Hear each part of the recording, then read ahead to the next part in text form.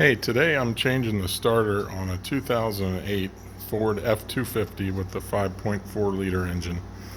And I've done this before and had a terrible time getting to the top bolt of the starter.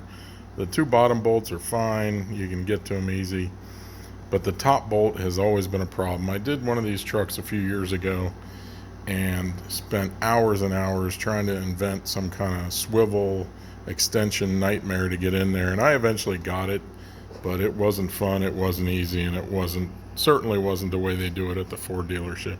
Now, I don't know how they do it at the Ford dealership, but I think I just figured it out. So let me share with you this really easy and cheap hack I found, and I can't believe how simple it was.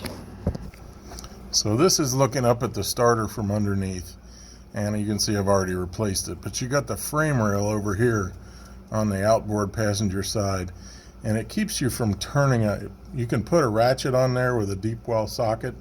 It's a 13 millimeter, and you can get it in there, but between the exhaust header and the top of the frame there's not much room to spin it.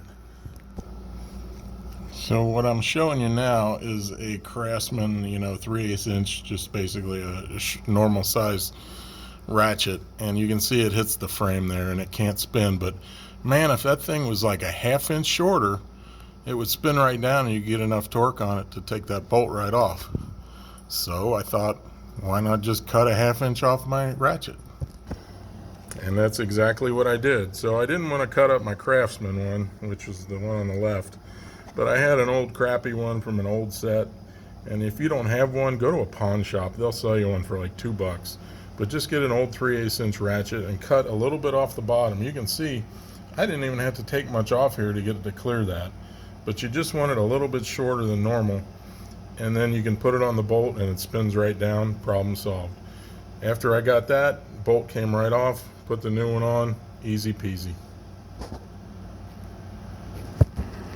I also want to point out that I did pull the right front tire off just to give myself a little bit of extra room underneath the car, but there's really no reason to do that other than I happen to be right-handed and it just allowed me to get my hands up in there easier.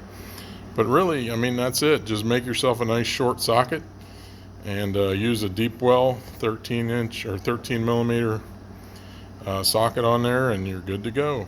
Hope that helps.